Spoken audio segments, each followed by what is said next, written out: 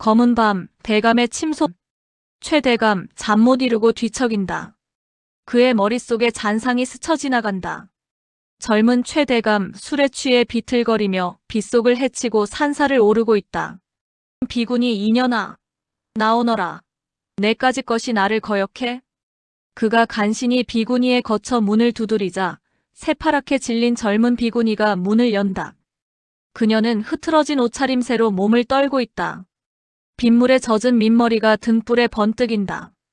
최대감은 광기 어린 눈으로 그녀를 덮치려 하고 비구니는 필사적으로 저항한다. 대감, 이러시면 아니 되옵니다. 소승은 부처님의 몸입니다. 최대감 부처? 부처도 내 돈 앞에선 고개 숙이는 법. 신랑이 끝에 비구니는 최대감의 손에서 벗어나 산속으로 도망친다. 최대감은 비틀거리며 쫓아가지만 빗속에서 그녀의 하얀 민머리만 아련히 사라진다. 그는 빗속에 주저앉아 홀린 듯 그 민머리만을 갈구하는 눈빛으로 허공을 응시한다.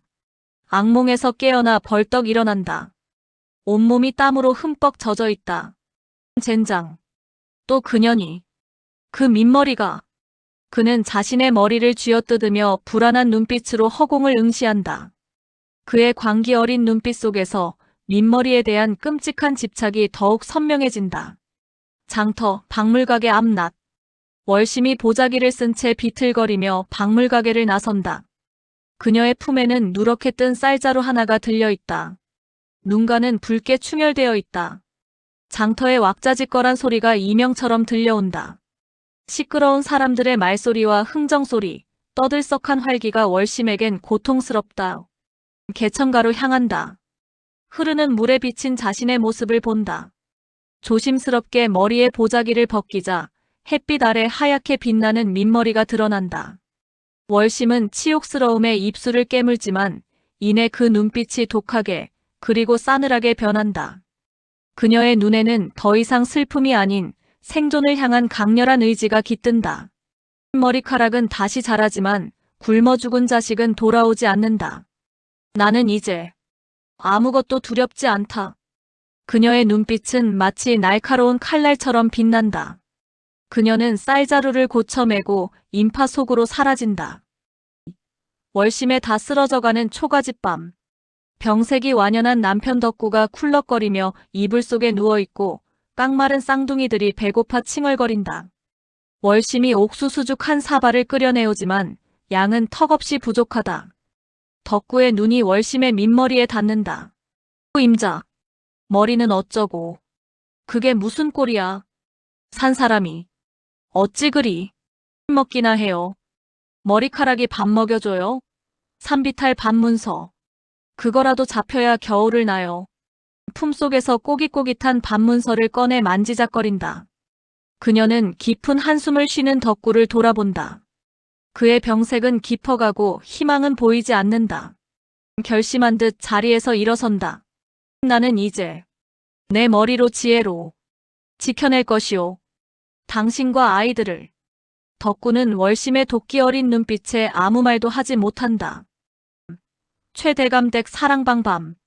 어둠 속에 월심이 무릎을 꿇고 앉아있다. 여전히 보자기를 쓴 채다. 차가운 공기가 방 안을 감돈다. 덕구놈 대신 내가 왔는가? 빈손으로 송구하옵니다. 대감마님, 이것을 담보로 쌀을 좀 융통해 주십시오. 겨울을 나기가 너무 힘들어. 쯧쯧. 그 돌밭을 어디다 써먹는단 말이냐? 내게 필요한 건 돈 아니면 다른 것이지. 최대감이 지팡이로 월심의 손목을 툭 친다. 그 순간 월심이 움찔하며 몸을 비틀고 얹어둔 보자기가 벗겨진다. 툭. 보자기가 바닥에 떨어지고 등불 아래 월심의 하얀 민머리가 섬뜩하리만큼 환하게 빛난다. 스님? 월심은 놀라서 황급히 머리를 가리려 한다. 아니 송구하옵니다, 대감. 하지만 최대감이 다급히 월심의 손을 낚아채 머리에 얹은 손을 내린다. 그의 눈은 광기로 번들거린다. 마치 신들린 사람처럼 월심의 민머리를 쓰다듬는다. 가리지 마라. 이 곡선, 이 감촉, 이 차가운 온기. 최대감의 손길은 집요하고 섬뜩하다. 월심은 당황하지만 그의 미쳐버린 눈빛 속에서 기이한 기회를 본능적으로 깨닫는다. 이놈 제정신이 아니군. 헌데 이게 기회다. 그녀의 눈빛이 순간 번뜩인다. 섬뜩하리만큼 영악한 미소가 입가에 스친다. 월심 대감마님, 혹 소승의 머리가 마음에 드시는지요? 최 대감은 대답 없이 월심의 머리를 쓰다듬기만 할 뿐이다. 그의 얼굴엔 기괴한 미소가 번진다. 최 대감 댁 부엌 며칠 후, 부엌 한편에서 하녀들이 수군댄다. 저 여자 대감마님 참모로 들어왔다며 헌데 머리를 빡빡 밀었다니. 참 별스러운 대감마님 취향이야. 쉿, 대감마님이 시켰대. 머리 기르면 당장 쫓아낸다고 엄포를 놨다던데. 누가 감히 대감마님 명을 거역하겠어. 왜 하필 민머리인 게야. 쌀가마니가 가득 쌓여있는 사랑방. 최 대감이 월심에게 쌀자루를 안겨주며 말한다. 약조해라. 내 허락 없이는 절대 머리카락 한 올도 기르지 않겠다고. 넌 오늘부터네. 내 비군이다. 예, 대감마님. 소인의 머리는 오직 대감마님만을 위한 것이옵니다. 묘한 미소를 지으며 끓는 국을 저어본다. 그녀의 머리는 최 대감의 기묘한 집착을 충족시키면서 동시에 그녀와 그녀 가족의 생존을 위한 최고의 무기가 되었다. 월심의 집밤. 월심이 덕구에게 새 옷 한 벌을 던져준다. 내일부터 당신도 최 대감 댁으로 와요. 나더러. 임자. 몸도 성취하는 놈이 가서 뭐래? 나 같은 병든 놈이 가서 집만 될 텐데. 가서 행랑아범 노릇이나 해요. 안방마님께서 요새 허리가 끊어질 듯 아프시다 하니 당신 그 야무진 손재주 좀 써먹어 보라고요. 임자 안방마님은 부정한 일일세. 부정? 굶어 죽는 것보다 부정한 일이 어디 있소? 우린 이제 한 배를 탄 거요. 대감댁에서 완벽하게 기생하며 사는 게 우리의 살 길이요. 월심의 눈빛은 흔들림이 없다. 덕구는 그녀의 단호함에 결국 고개를 숙인다. 최 대감댁 안채밤. 덕구가 조심스럽게 문을 열고 들어온다. 그는 다소 긴장한 표정이다. 꼬마님, 행랑아범 덕구이옵니다. 허리가 불편하시다 들었습니다. 소인이 약소하나마 미약한 재주를 가졌사온데 나가라. 의원도 못 고치는 병을 내 놈이 어찌. 더 성가시게 하지 말고 물러가라. 덕구는 아무 말 없이 민씨 부인의 침상 곁에 앉는다. 그리고 조심스럽게 마님의 허리께에 손을 얹는다. 처음에는 망설이던 민씨 부인이 이내 덕구의 손길에 놀란 듯 눈을 번쩍 뜬다. 뭉친 근육을 풀어내고 경혈을 자극하는 덕구의 신들린 손놀림. 민씨 부인의 입에서 억눌렸던 신음이 터져나온다.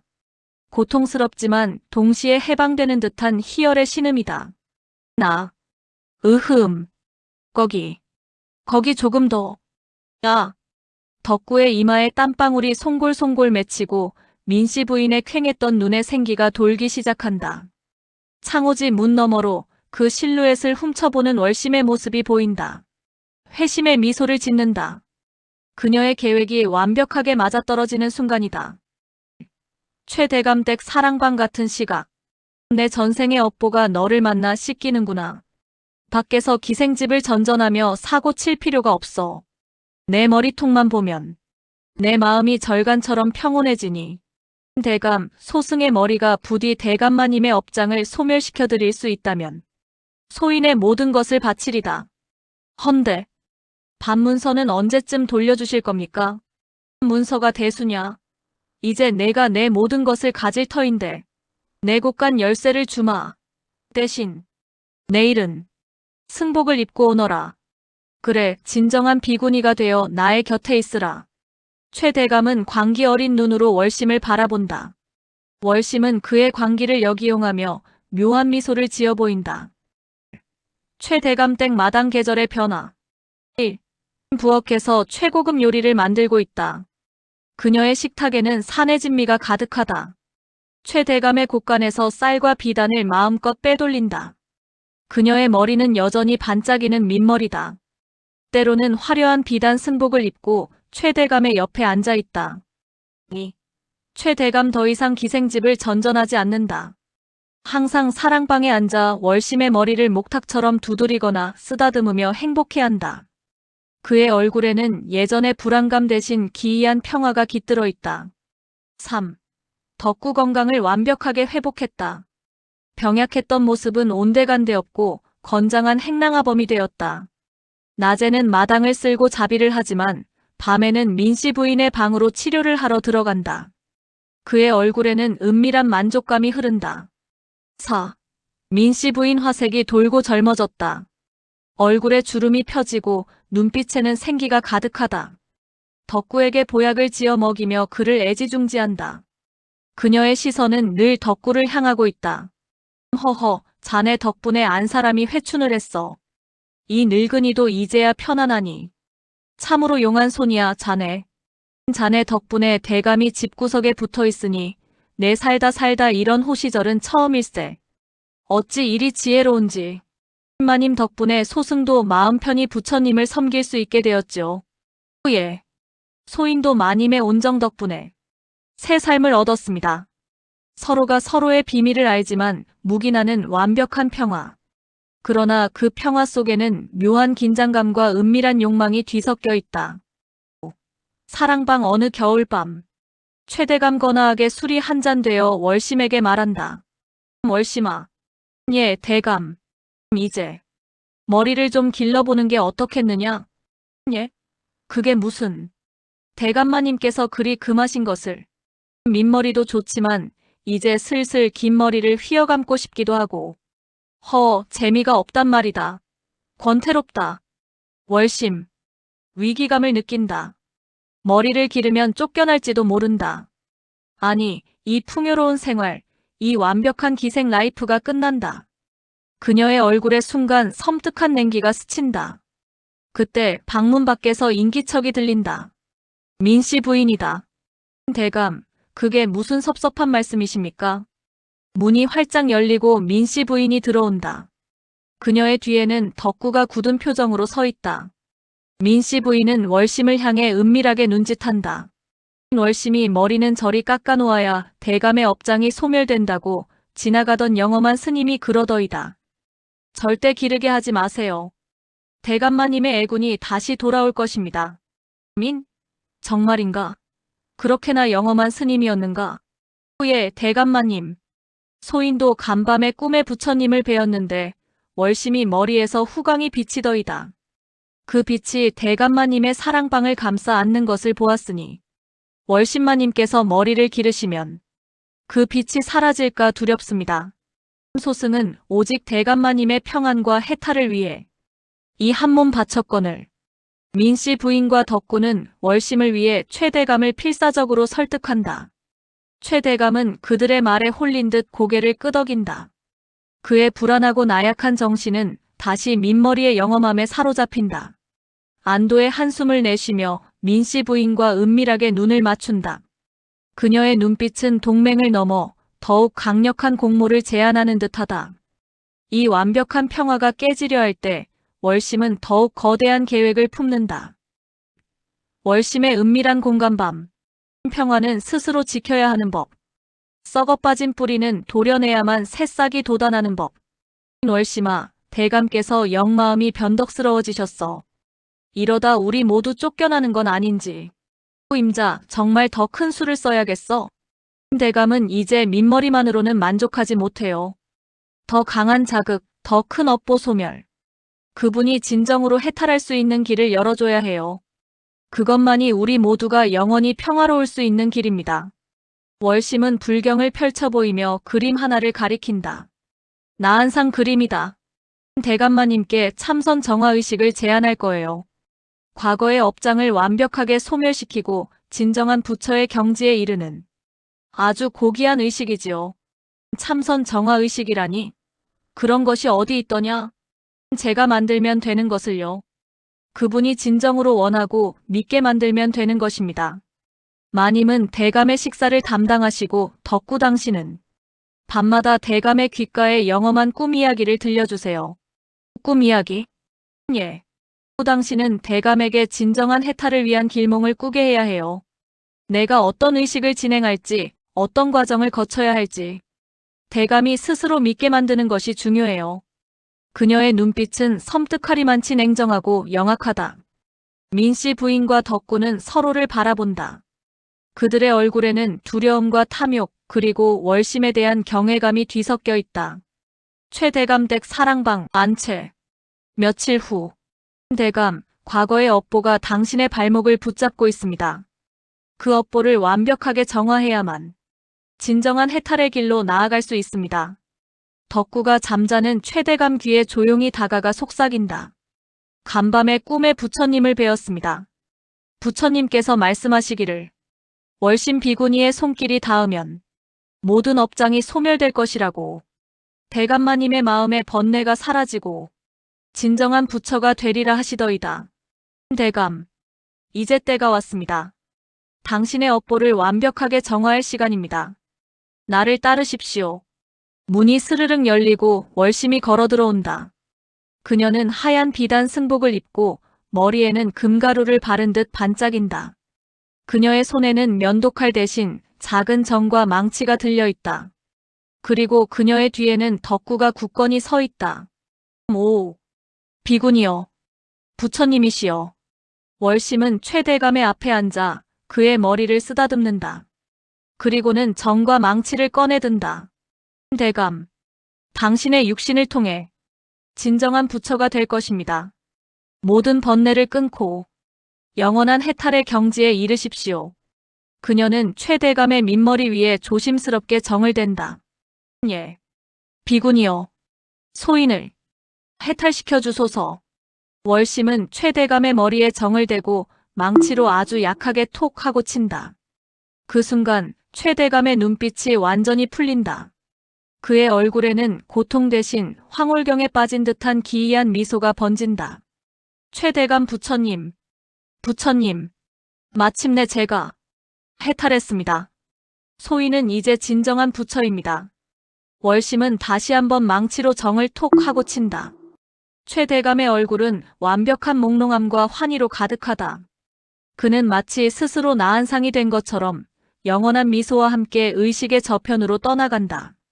덕구와 민씨 부인은 숨을 죽이며 이 광경을 지켜본다. 그들은 월심의 무자비한 지략에 경외심과 함께 섬뜩함을 느낀다. 최대감 댁 사랑방 수개월 후. 비구니 마마, 오늘 아침에는 어떤 깨달음을 주실는지요? 소승은 부처님의 뜻을 기다릴 뿐이옵니다. 대감, 평안하신지요? 오늘은 제가 특별히 법문을 내려드릴 것입니다. 작은 마님, 오늘 아침 곳간 점검이 끝났습니다. 금은보화가 산더미처럼 쌓여있더이다. 월심 잘하셨어요. 마님께도 보고 드리세요. 부인이 화사한 표정으로 월심에게 다가온다.